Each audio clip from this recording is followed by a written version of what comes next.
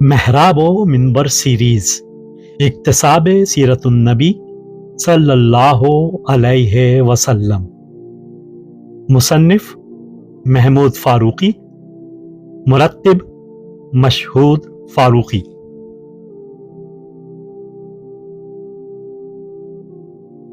تیسرا حصہ، عرب معاشرہ قبل از اسلام۔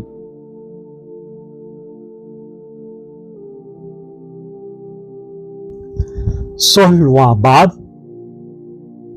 برہنہ سر برہنہ حرف۔ وہ صورت لا مجسم انکار تھا، بولتا ہوا احتجاج، چیختی ہوئی فریاد۔ تحریر محمود فاروقی، آواز و پیشکش مشہود فاروقی۔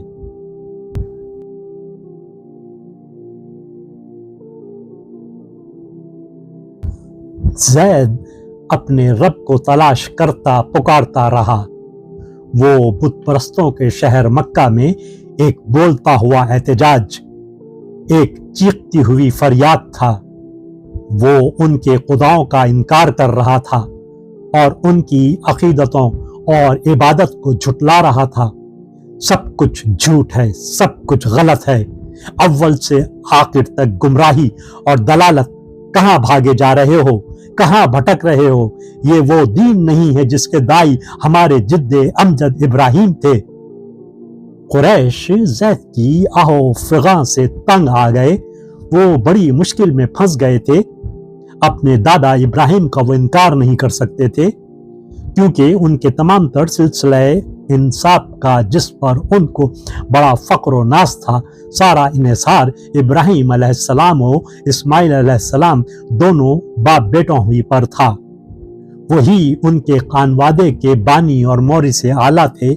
انہی کی نسل سے قریش اور ان کے ہم نسب قبیلے وجود میں آئے تھے۔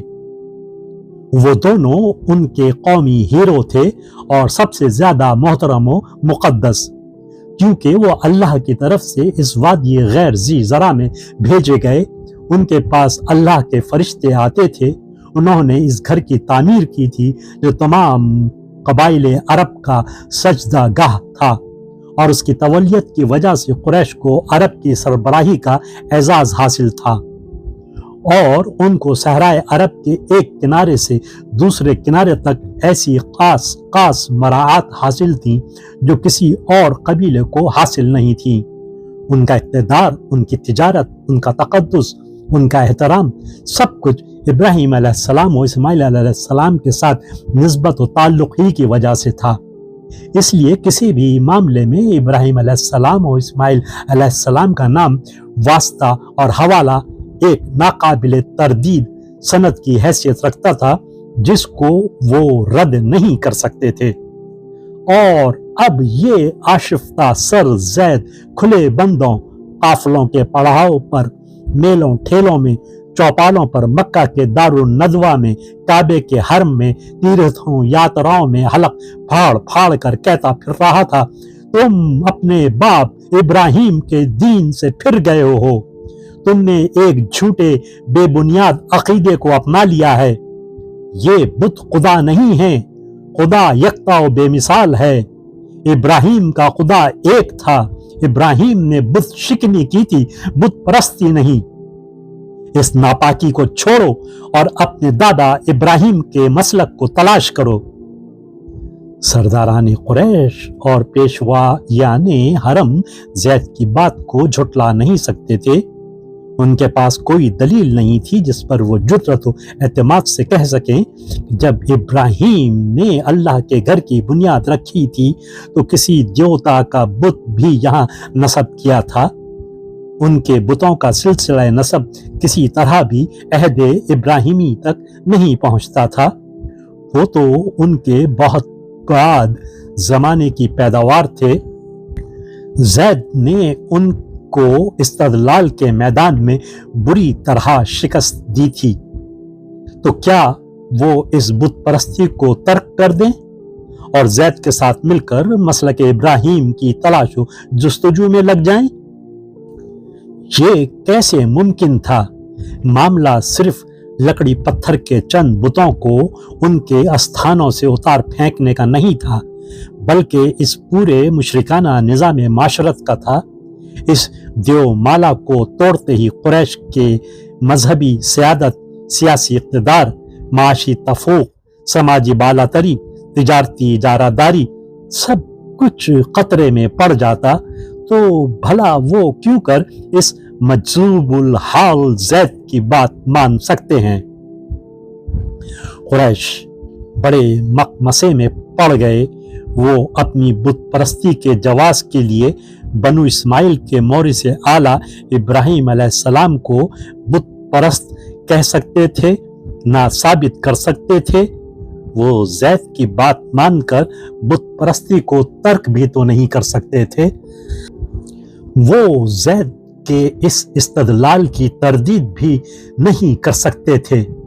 फिर वो उस बरहना सर बरहना हर्फ बूढ़े को क्या करें।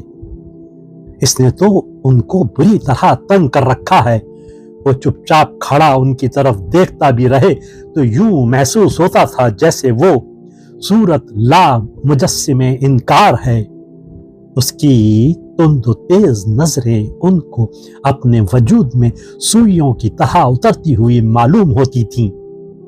बस एक ही सूरत है कि उसको इतना तंग किया जाए कि वो मजबूर होकर अपनी जबान बंद कर ले। बूढ़े मोहिद ज़ैद बिन उमरो बिन नफील पर मक्का की जमीन तंग हो गई। उसके इब्ने आम कत्ताब बिन नफील ने, जो मक्का का मुक्तदर सरदार बना हुआ था, उसके पीछे शहर के ओबाशों को लगा दिया, जो उसे छेड़ते और उसका मज़हका उड़ाते फिरते थे। उनके हाथों आजिज होकर जब वो घर में पनाह लेने के लिए घुसता तो उसकी बीवी पंजे झाड़कर उसके पीछे पड़ जाती।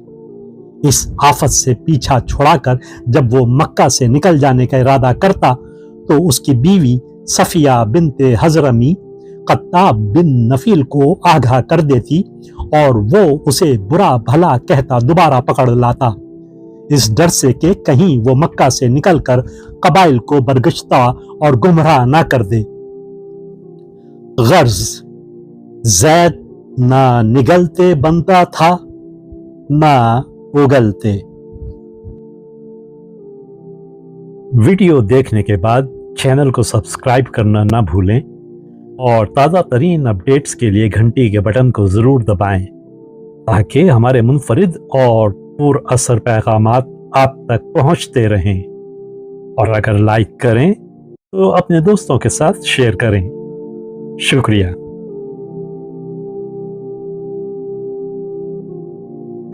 किरण किरण उजाला